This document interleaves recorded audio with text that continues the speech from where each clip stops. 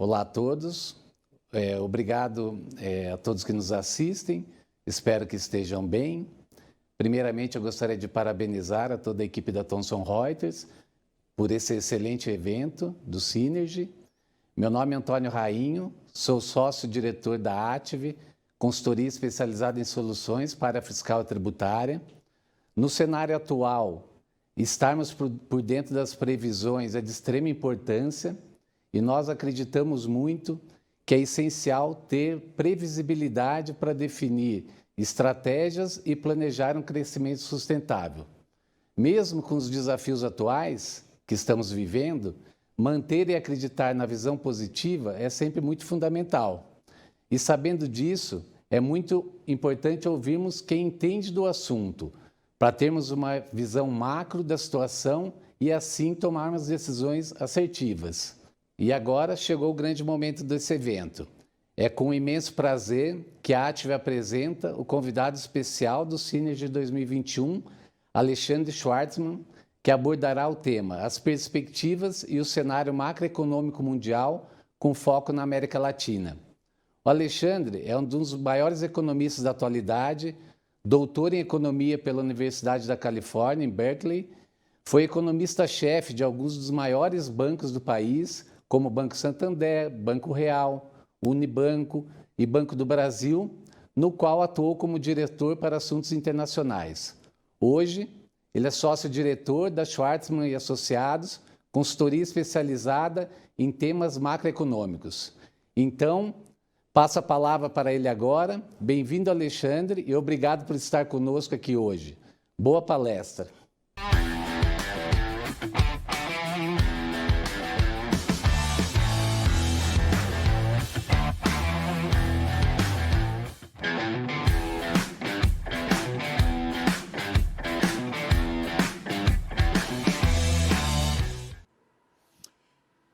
Agradecer a Atmos e a Reuters a oportunidade de estar aqui. A ideia dessa apresentação é falar, de fato, um pouco do cenário macroeconômico, olhando tanto para o que está acontecendo lá fora, quanto para o que está acontecendo no Brasil. Quer dizer, então, o nosso plano de voo, na primeira parte da apresentação, eu vou falar do ambiente internacional, que, em grandes linhas, ainda é favorável, mas é um cenário no qual já aparecem alguns desafios, em particular com a perspectiva de elevação de taxa de juros por parte de alguns bancos centrais lá fora. Temos um mundo em que a inflação voltou a subir, e, portanto, essa necessidade de elevação de taxa de juros não é um cenário muito de curto prazo, mas provavelmente se materializa já no ano que vem.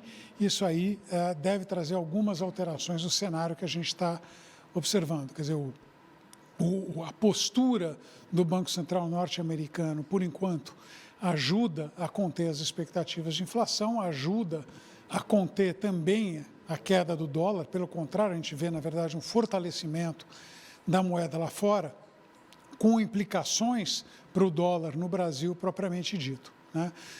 E falar um pouco também da questão de como esse cenário se materializa do ponto de vista das commodities. Commodities têm impactos que são importantes sobre várias dimensões da economia brasileira. Eu vou falar bastante do impacto delas na inflação, porque a gente tem, obviamente, vivenciado isso, não só diretamente quando a gente observa os preços que a gente está sendo sujeito a cada dia, mas pelo próprio fato de que o Banco Central brasileiro começa a reagir. Obviamente, não é o único impacto das commodities, elas normalmente estão associadas a uma melhora de exportações e atividade, mas eu vou perder, acho que um pouco mais de tempo olhando para o aspecto inflacionário, que me parece o mais relevante agora. Ele ajuda do lado fiscal, do ponto de vista que ele reduz tanto o valor da dívida quanto as despesas, mas, obviamente, esse não é um cenário sustentável. Eu vou tentar mostrar que, na verdade, a gente quer melhorar o desempenho fiscal para melhorar a inflação e não o contrário.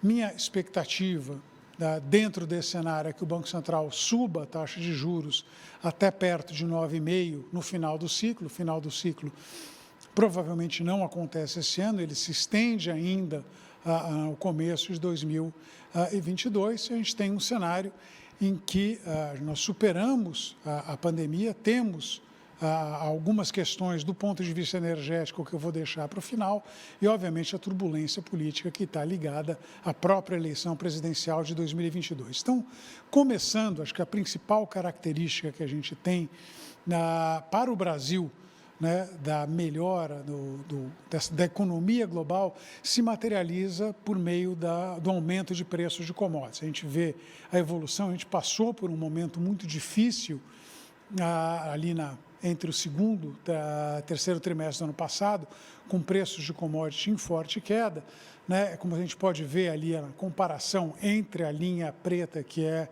a linha do preço das commodities, e a linha vermelha, que são os preços dos produtos exportados pelo Brasil, existe uma correlação muito estreita entre ambos, né? Quer dizer, aumentos de preços de commodities tipicamente se materializam no aumento das coisas que o Brasil exporta, ou vice-versa, a queda de preço de commodities piora nossos preços médios de exportação.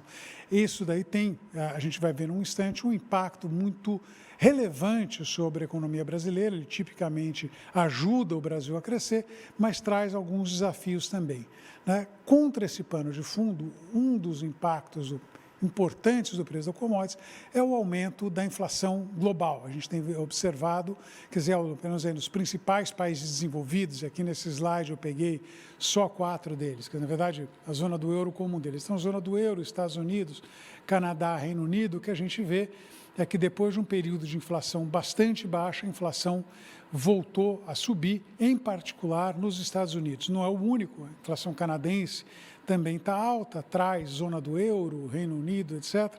Mas a gente vê uma pressão inflacionária vigorosa, especialmente nos Estados Unidos, a inflação ali já na vizinhança de 4,5%, mais ou menos, né? Que não é só uma questão da inflação cheia, como a gente diz, né?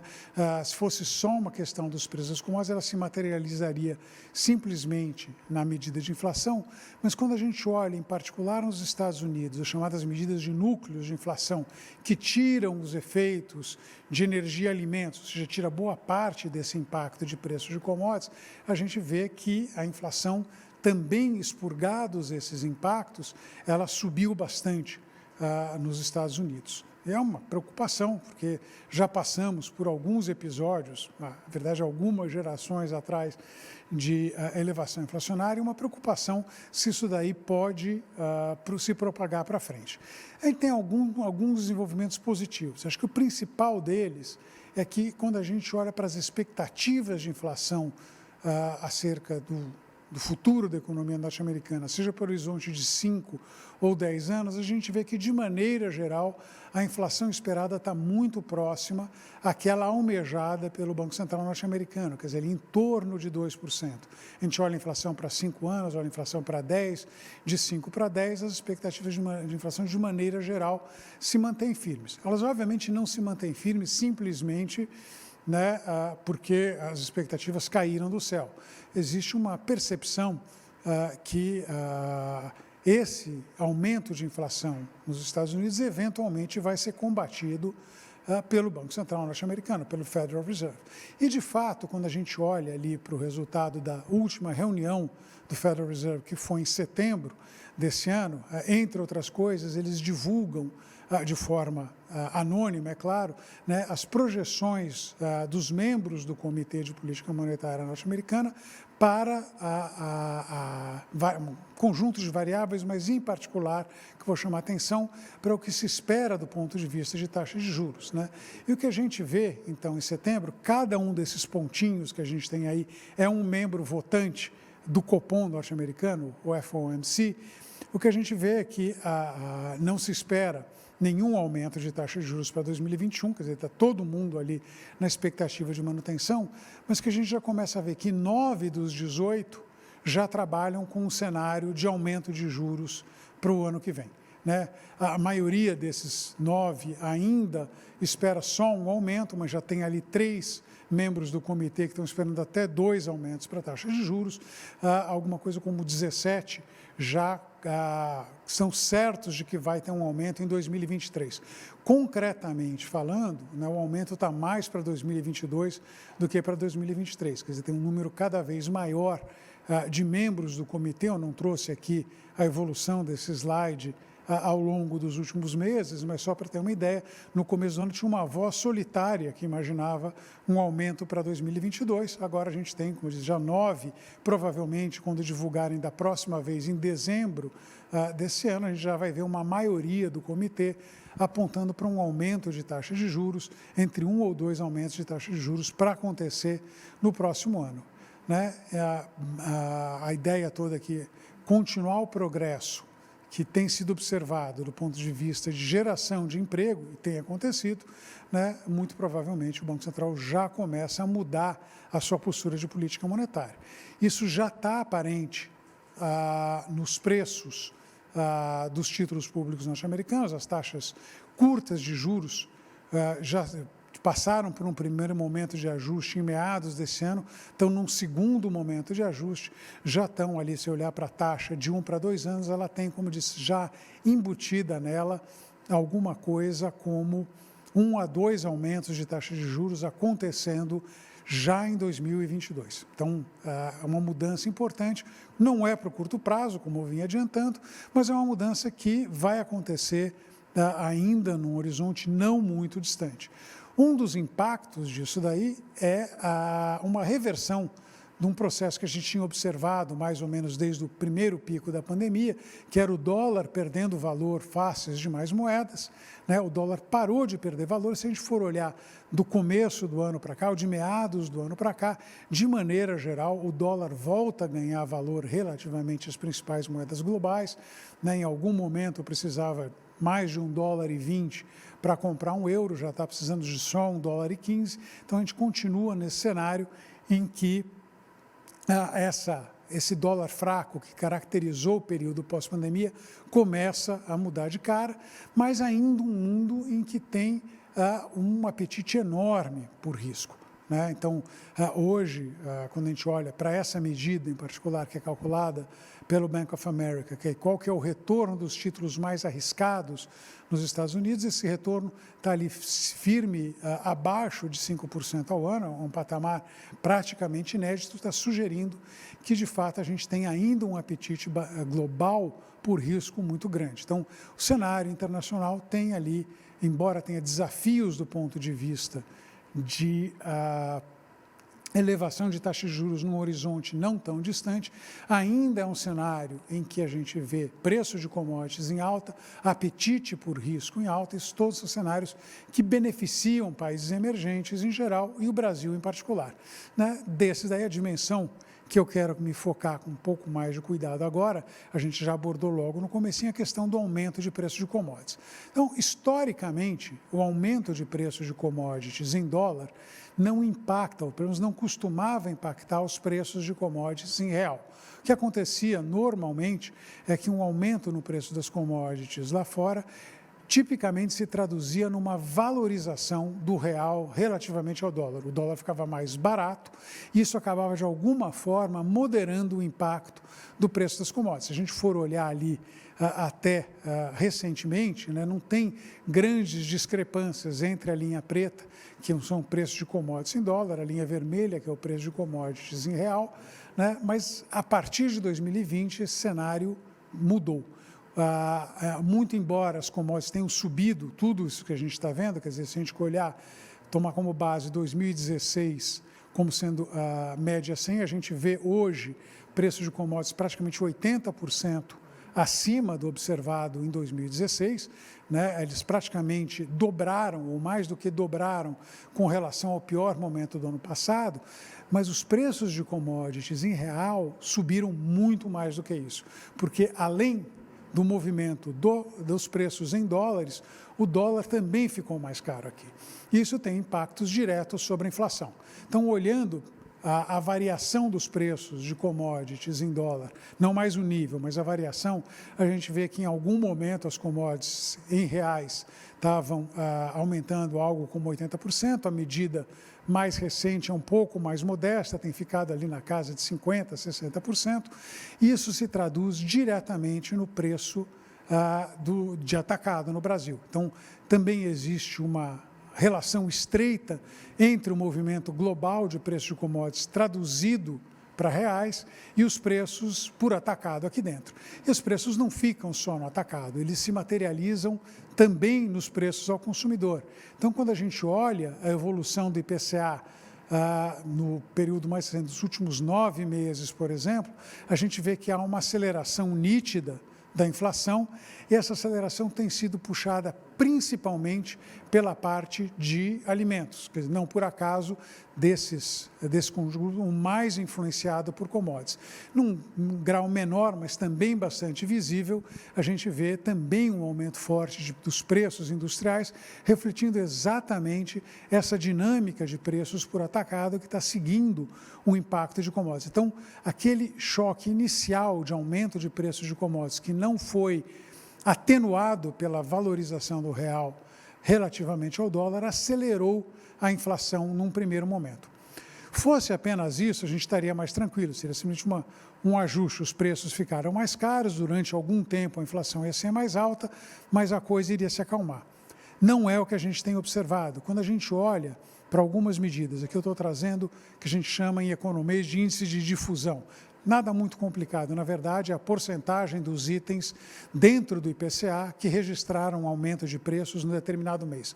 São 377 produtos lá dentro, né, entre bens e serviços, proporção deles que aumentou, né, ela sugere o grau de disseminação das pressões inflacionárias, que não era particularmente elevado até recentemente, né, mas nos últimos 3 a 4 meses, ela mudou de figura. Hoje, a gente tem mais de 70% dos itens dentro do IPCA registrando aumento de preços. Isso só foi observado no passado recente, ali em 2015, 2016, um período de inflação bastante alta no Brasil. Então, essa acho que é a primeira pista de que o processo inflacionário no Brasil não mais se limita simplesmente ao impacto das coisas que vieram de fora, mas ele, de alguma forma, começou a contaminar os demais preços domésticos.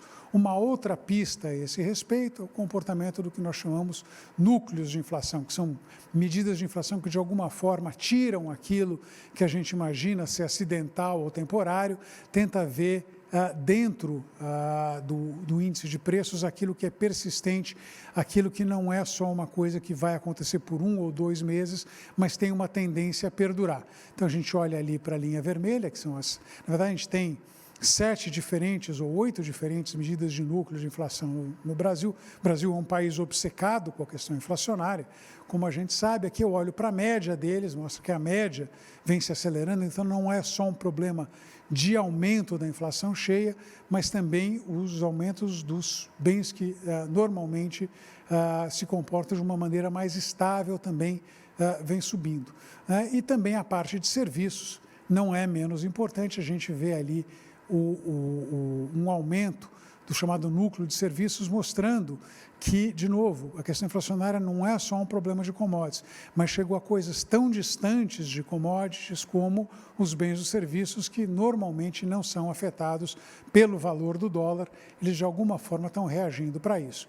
E o sinal dessa história, acho que é o que completa a visão de que o aumento da inflação não é um fenômeno transitório, é que as expectativas de inflação, em particular para o ano que vem, se descolaram bastante da meta. Não tanto para 2023. 2023, a meta é 3,25. Se a gente for olhar ali a linha preta, ela está bem pertinho da meta de inflação, então não se perdeu o controle das expectativas de inflação 2 anos para frente, mas olhando 1 ano para frente, quer dizer, basicamente 2022, a gente vê que já se desviou e desviou bastante. A meta de inflação para o ano que vem é 3,5%, né, os números mais recentes colocam a média das expectativas inflacionárias em torno de 4,3%. Então, mais uma coisa que sugere que esse fenômeno de aceleração inflacionária não é temporário, é um fenômeno persistente e, portanto, tem ali um trabalho a ser feito pelo Banco Central que a gente já vai abordar. Então, o impacto do preço das commodities do lado da inflação foi bastante negativo, né, em particular porque ele levou a essa piora mais ou menos generalizada de inflação, muito ligado, eu acredito, à evolução das expectativas inflacionárias. Não para por aí. O aumento de preço de commodities no Brasil, em geral, está associado à melhora de atividade econômica. né? Então, a gente olha aqui no eixo horizontal, eu estou mostrando a variação dos preços de commodity em dólar. No eixo vertical, eu olho para o IBCBR. O IBCBR é um índice calculado pelo Banco Central que, de alguma forma, tenta capturar numa frequência mensal o que está acontecendo com a atividade no país. A gente vê que, normalmente, aumento de preços de commodities se traduzem em aumento da atividade econômica e vice-versa. Isso está muito ligado àquele primeiro slide que eu mostrei na apresentação, quer dizer, o aumento de preço de commodities, aumenta o preço das exportações, as exportações crescem, isso acaba tendo um impacto para o resto do país. Então, a commodity, de maneira geral, ajuda e tem ajudado. Apesar disso, né, quando a gente olha para o que tem acontecido com a atividade, esse mesmo índice, o IBCBR, no período mais recente, em que pese a recuperação muito rápida da crise, quer dizer, o IBCBR registrou uma queda aí de praticamente 14% no comecinho da pandemia, mas no final do ano já tinha retomado os níveis pré-crise. O fato é que ele retomou esse nível pré-crise e lá ficou, né? Ele, praticamente nesses 8 primeiros meses que a gente tem observações para o IBCBR, ele não mostra nenhuma continuidade, quer dizer, sugere que a recuperação, embora rápida, perdeu fôlego em 2021. Obviamente, o IBCBR ele pega o conjunto da história, na verdade, ele é uma mistura de vários índices. Quando a gente abre um pouco o que tem dentro dele, quer dizer, basicamente, produção industrial, vendas no varejo, serviços, né? A gente vê que tem uma certa diferença de performance. O desempenho do setor industrial, o setor de bens de maneira geral, foi muito mais afetado no começo da pandemia, se recuperou muito mais rápido que o setor de serviços, mas é ali que a gente perdeu o fôlego. O setor de serviços veio mais devagar, mas ele continua se expandindo. Por que isso? Eu acho que, em parte, pela questão do consumo das famílias. A gente olha, a recuperação do consumo das famílias também foi impressionante, mas ela, da mesma forma que a IBCBR, ela parou. Quer dizer, do final do ano passado em diante, o consumo ficou absolutamente parado. Uma dinâmica que parece, para mim, estar muito relacionada a esse desenvolvimento do lado da renda. Com a pandemia, houve uma forte queda do emprego, né, e com o emprego, uma forte queda da renda, que foi mais do que compensada no ano passado pela introdução do auxílio emergencial. O auxílio emergencial, em algum momento, era equivalente a uma injeção de 50 bilhões de reais por mês para as pessoas menos favorecidas no país. Obviamente, não tem como sustentar um gasto de 50 bilhões de reais por mês. Esse gasto foi gradualmente sendo eliminado, voltou agora numa proporção muito menor, mas o fato é que a renda não se recuperou. Ela não se recuperou, em parte, porque o salário vem numa trajetória de queda, não é independente do que está acontecendo com a inflação, né? Então, a inflação come o valor do salário real. Tem alguma complicação aqui, porque, enfim, isso é uma média dos salários na economia. Você fala, por que então o salário subiu tanto em 2020? Porque a maior parte das pessoas que foi demitida ao longo do começo da recessão, da epidemia, em 2020 foram justamente as pessoas que tinham salários mais baixos. A média subiu. Agora a média vem caindo, em parte pela recuperação do emprego, do qual eu já vou falar, em parte pela inflação. Para tentar dirimir um pouco essa questão, eu olho ali para o conjunto das atividades econômicas. O que a gente vê é que, na maior parte delas, o salário vem em queda. Quer dizer, a gente tinha momentos ali em que praticamente todas as atividades que eram pesquisadas pelo IBGE mostravam um aumento de salário real, né? Isso não aconteceu ao longo da epidemia, então, de fato, ao longo da epidemia, o aumento do salário médio foi muito mais por força de demitir gente na base da pirâmide e manter quem estava em cima.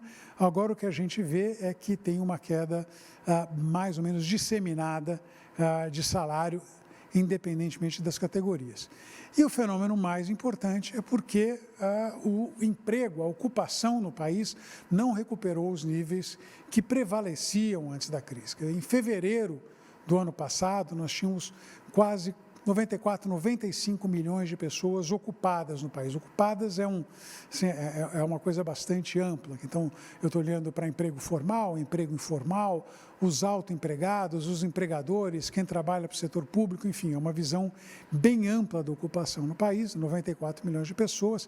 Chegou a cair a 80 milhões, quer dizer, esse foi o tamanho da devastação da pandemia no mercado de trabalho, e a gente recuperou, mas não recuperou integralmente. A gente recuperou desses 14 milhões de empregos que tinham sido perdidos entre fevereiro e agosto do ano passado, nós recuperamos perto de 10 milhões, pelo menos o número até julho, que é o mais recente que a gente tem.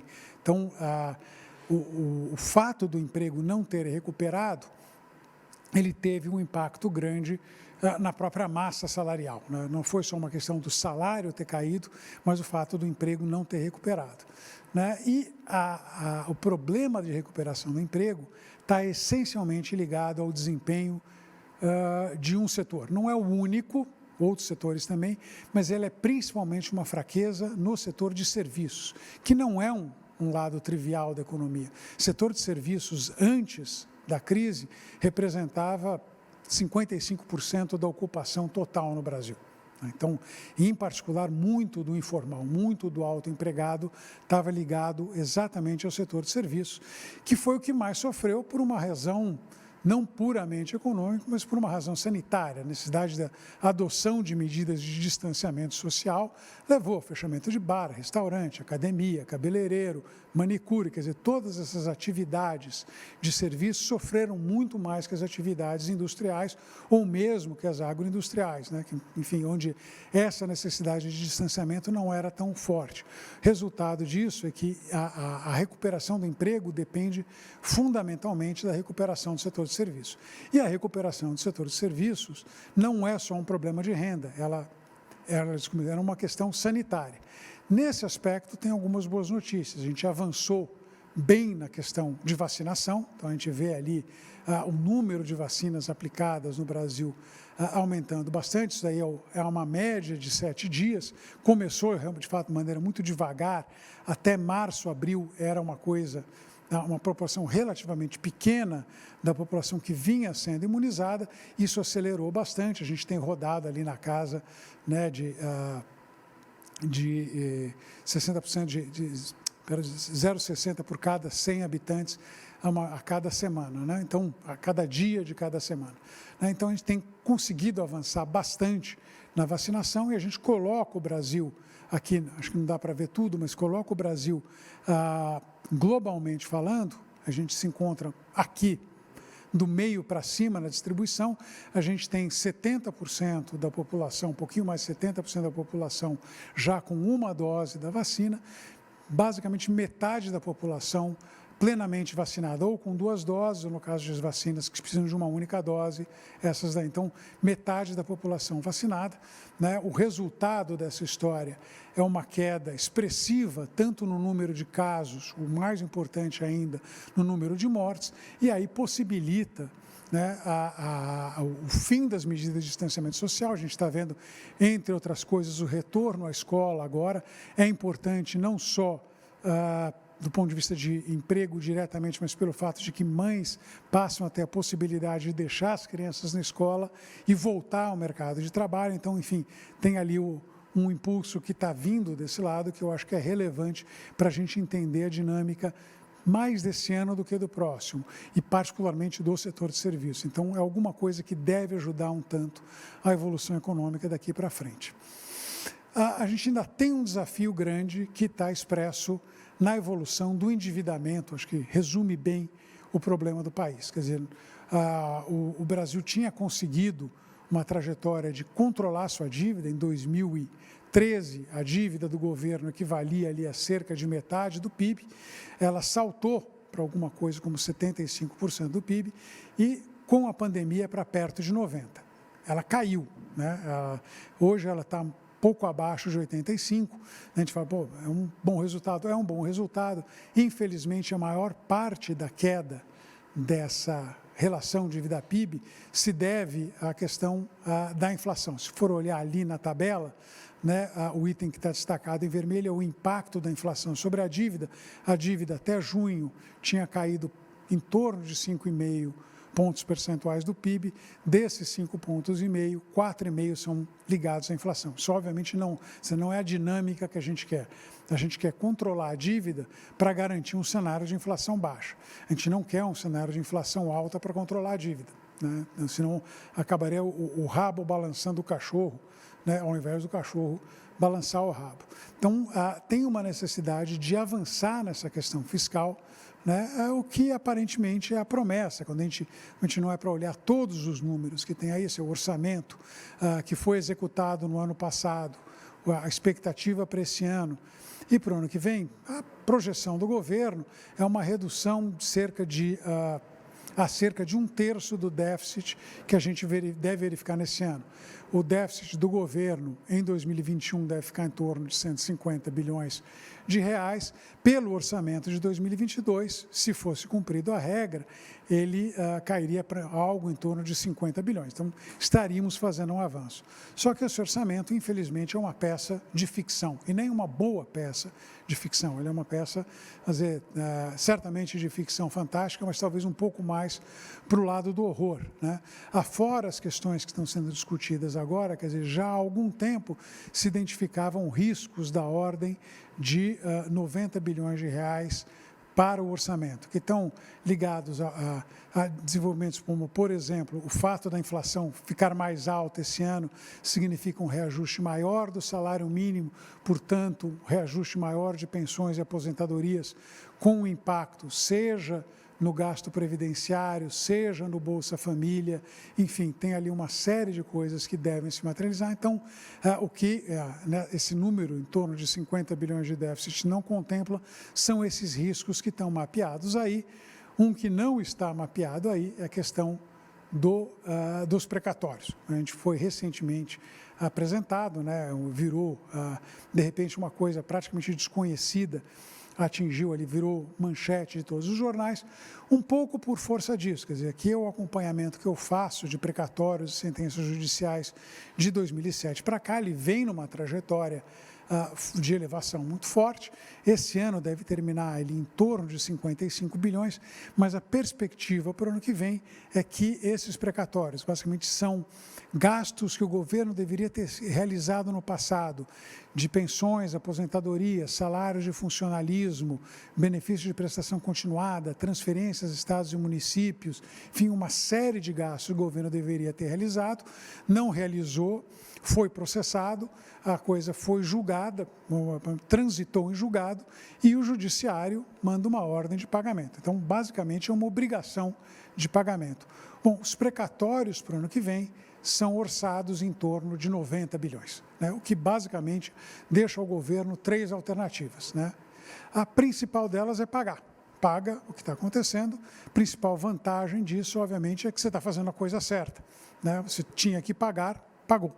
A principal desvantagem dessa história é que não deixa espaço para rigorosamente mais nada no orçamento. Quer dizer, você consegue tocar a vida, mas acaba qualquer espaço para, por exemplo, aumentar a Bolsa Família, para fazer qualquer programa social, né? Obviamente não é um interesse, não é interesse econômico, não é interesse político do governo, tem uma eleição para ser ganha, né? E, portanto, a ideia de que não se deveria pagar o precatório.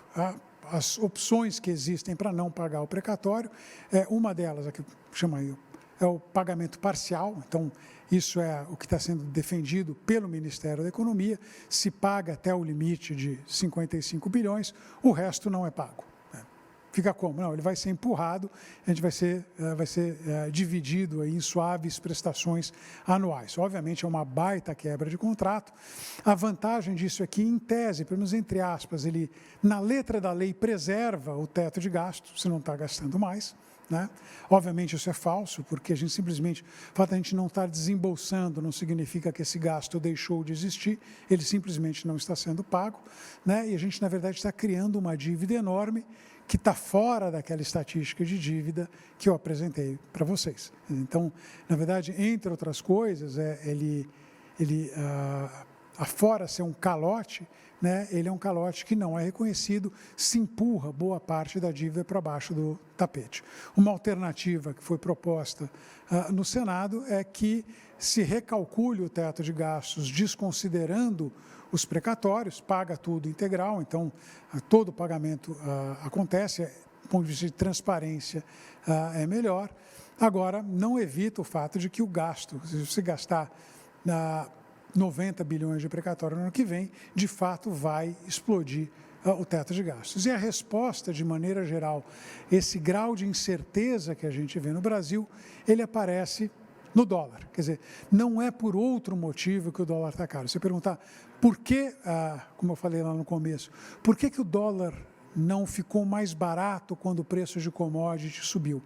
Ele não ficou mais barato porque tem por detrás dessa história toda uma percepção de problema fiscal que não está sendo tratado. A gente não está fazendo reformas, a gente não está avançando no campo de controle de gastos e a moral dessa história toda é que o risco aparece, ele aparece na taxa de juros, ele aparece no dólar. A gente viu recentemente com a questão da discussão de colocar um pedaço do novo Bolsa Família fora do teto de gastos, como o dólar ficou ainda mais caro, esse aumento do dólar, esse dólar historicamente caro para padrões brasileiros, parece refletir a questão fiscal. Se eu for olhar esse gráfico, é um acompanhamento que eu faço da taxa de câmbio desde 1953, ajustando para a inflação brasileira e a inflação norte-americana. A gente não está no período de dólar mais caro da história, que foi lá em 2002, quase R$ 7,00, 6,70 por dólar, dinheiro de hoje, mas a gente está com um dólar de fato bastante desvalorizado na comparação com sua média histórica, que se a gente for levar a ferro e fogo, que eu não aconselho, mas enfim, se for olhar a ferro e fogo, a média do preço do dólar é em torno de R$ 3,50. Então, um dólar de fato muito caro. E o impacto desse dólar caro, eu falei, é na inflação. E o que acontece com a resposta do Banco Central é que a elevação da inflação leva a um aumento da taxa de juros. Então, a gente já observou um aumento bastante expressivo. Em algum momento, nós tivemos uma taxa de juros, a Selic, a taxa básica da economia, tinha sido reduzida a 2% ao ano, que é a menor taxa da história, muito inferior, inclusive, à inflação observada no período.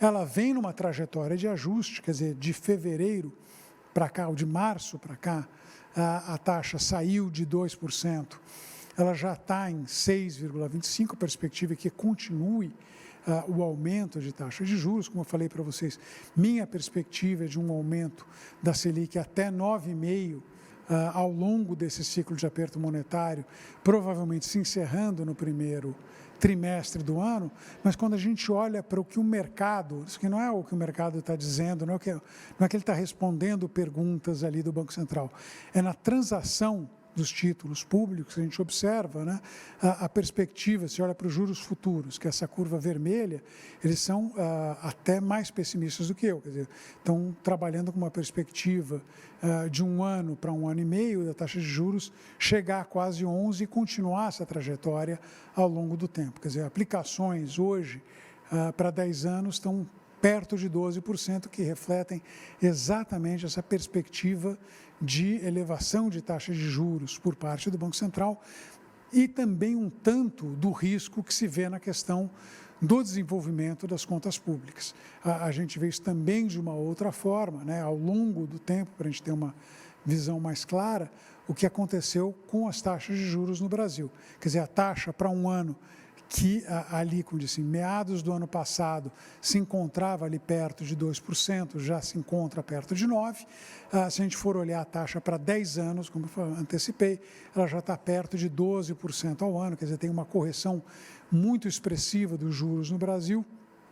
A parte curta, muito provavelmente por uma perspectiva de aperto monetário, esses juros mais longos refletem, entre outras coisas, um risco maior quanto à capacidade do país honrar sua dívida, pelo menos nos termos que ela foi colocada. Então, tem um aumento bastante expressivo de taxa de juros acontecendo. Então, em que pese essa melhora de vacinação que deve impulsionar o setor de serviços ao longo do final desse ano e vai se materializar num crescimento do PIB ali em torno de 5% para esse ano, né, quando a gente tenta estender um pouquinho o horizonte e olhar para o futuro, o desenvolvimento já não é mais tão favorável, né? A gente tem ali, no caso, esse em particular é uma pergunta que o Banco Central faz para analistas de mercado, qual que é a projeção deles de crescimento à frente. A gente olha para as projeções de crescimento para o ano que vem, já estão abaixo de 1,5, estão entre 1 e 1,5. Eu estou mais perto de 1 do que 1,5. Tem muita gente já apostando num crescimento inferior a 1%. Para 2022, muito na esteira do aumento do juro aqui, que deve ter algum impacto sobre a atividade econômica. Mais relevante, talvez, do que isso é ver que a projeção para 2023, que era uma projeção bastante estável, ali na casa de 2,5, ou seja, um ano que ainda está longe do nosso horizonte, a gente já começa a ver revisões para baixo. Ainda não são tão relevantes quanto as observadas para 2022, ela caiu de 2,5 para 2, mais ou menos, mas, enfim, tem ali uma percepção de que o crescimento vai ser mais baixo exatamente como reflexo da piora da inflação, da necessidade de lidar com a questão inflacionária num cenário em que dificilmente acontecem reformas relevantes, né? A questão final que eu trago aqui é uma que, enfim, eu não falei dela, mas a gente não consegue escapar. A gente tem um encontro marcado com uma questão energética, né? Aqui eu estou acompanhando a evolução dos principais reservatórios do país, na verdade, cada uma das regiões. Então, só para chamar a atenção, são 4 sub-regiões com os reservatórios de geração de energia hidrelétrica no país, né? Se for lá, a linha vermelha é a média que a gente observa de 2000 até 2021, acima e abaixo é o mínimo e o máximo que a gente observou nesse período, para cada uma das regiões, no caso. A gente vê que não tem grandes problemas com o Norte e Nordeste, né? Tem um problema mais recente no Sul, o grande problema é no Sudeste e Centro-Oeste. E é um problemaço porque Sudeste e Centro-Oeste são responsáveis por quase 2/3 da geração de energia elétrica, hidrelétrica no Brasil. Então, a fraqueza das chuvas, né, tem levado, que a gente vai ver, a situação dos reservatórios no Sudeste até o fechamento de setembro já estava abaixo do pior momento dos últimos 20, 21 anos. Isso, obviamente, levanta os espectros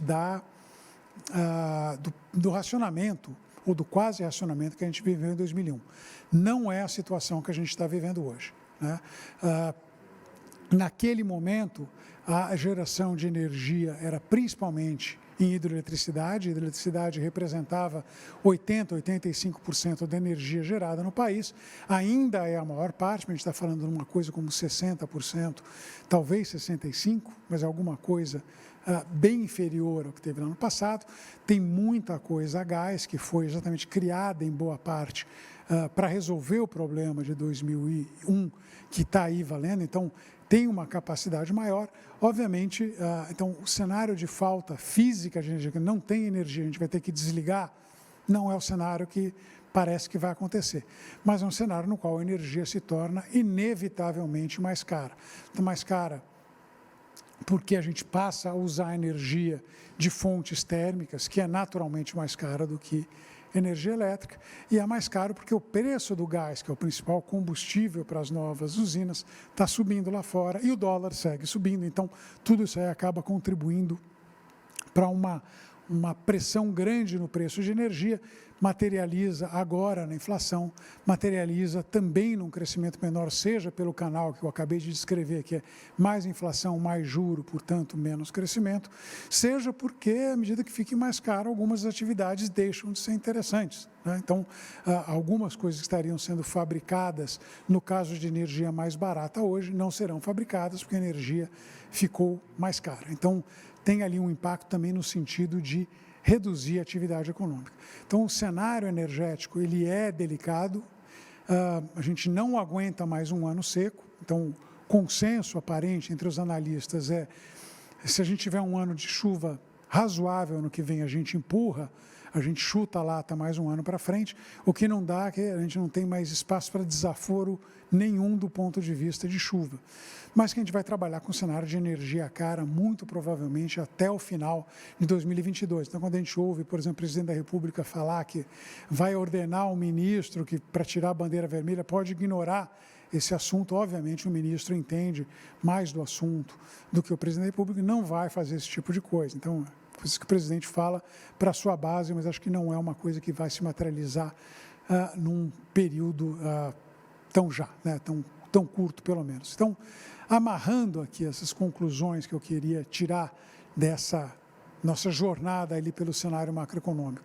Então, a gente ainda tem um ambiente internacional favorável, mas ele é instável não no sentido que vai ter uma crise, ele é instável porque a gente não vai conseguir manter uma combinação de crescimento alto, com preços de commodity alto, que são coisas positivas para o Brasil, e juro baixo. Uma delas tem que acontecer. Ou os juros sobem, que é o cenário mais provável, porque a atividade continua indo bem, né? Ou a atividade vai mal e aí os bancos centrais não sobem juros. Se eu tivesse que escolher, eu preferiria o primeiro cenário. Juro é mais alto, mas pelo menos tem crescimento, né? Então, é só para dizer, não dá para imaginar que essa combinação favorável desse ano vá se manter para 2022, pelo menos por um longo período.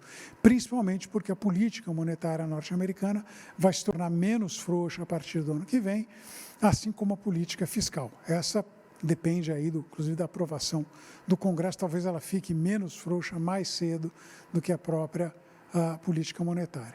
Mas, no momento, ainda é uma coisa bastante benéfica ao país. Tem impactos negativos sobre a inflação, mas positivos, seja do ponto de vista de exportação, conta externa e crescimento, que tem nos ajudado nesse momento. No Brasil, a recuperação definitivamente perdeu o fôlego, né? Ela foi muito rápida, muito vigorosa, a gente voltou aos níveis pré-crise já no final do ano passado, começo desse ano, mas de lá para cá não fizemos nada. A perspectiva, portanto, é de um crescimento esse ano de 5%, não porque está excepcional o ano, mas basicamente porque a comparação com um ano muito fraquinho, né? E um crescimento que eu espero entre 1 e 1,5 em 2022, mas as chances são de uma revisão para baixo desse número, à medida que novas informações vão se materializando ao longo desse último trimestre de 2021. A inflação alta que a gente tem observado, ela ajuda, de certa forma, a questão fiscal, porque ela come um pedaço da dívida, ou ela come também o valor real da despesa, mas isso é um fenômeno temporário. Como eu falei lá atrás, que a gente vai ter a inflação está mais alta esse ano, ótimo, come o valor do salário mínimo, você gasta menos. Aí, só que isso aí vai virar aumento de salário mínimo no ano que vem e basicamente você devolve tudo aquilo que foi ganho no ano. Então, não é uma solução de fato para o problema, ela é muito mais uma forma de contornar temporariamente a questão fiscal. Para resolver a questão fiscal, não tem muita alternativa, a gente vai ter que se engajar num processo mais forte de reforma. No que diz respeito à questão da seca, já tem, obviamente, fantasmas do racionamento, seja na questão energética de 2001, seja no risco que a gente passou lá em 2014 de não ter água na região metropolitana de São Paulo. Ambos parecem afastados, que a gente não está nem em 2001 nem em 2014 desse ponto de vista. Não é uma situação tranquila de forma alguma, mas o problema não deve ficar mais grave. A questão principal que eu vejo é exatamente essa falta de apetite por reformar o país. A gente fez pouco avanço na questão fiscal, vamos ter uma eleição no ano que vem, quer dizer, a vontade de discutir isso é muito baixa, e os principais polos que estão se forjando nessa eleição, nenhum deles parece particularmente muito engajado na questão de mudar as contas públicas do país, né? Então, o que a gente vê é muito provavelmente uma continuidade desse processo lá na frente, né? E o resultado disso é um dólar caro, como dizer, um dólar caro que veio para ficar, porque, enfim, a gente não tem mostrado uma condição de resolver os problemas que assolam o país, não hoje, mas assolam o país há 10 anos. Então, a gente tem uma tarefa enorme para ser feita e muito provavelmente vai ser mais uma vez adiado para o próximo governo, como tem sido praticamente a regra em todos os demais governos recentes do país. Basicamente, isso era o que eu tinha para hoje. Queria agradecer a paciência de vocês e desejar a todos um bom dia. Até.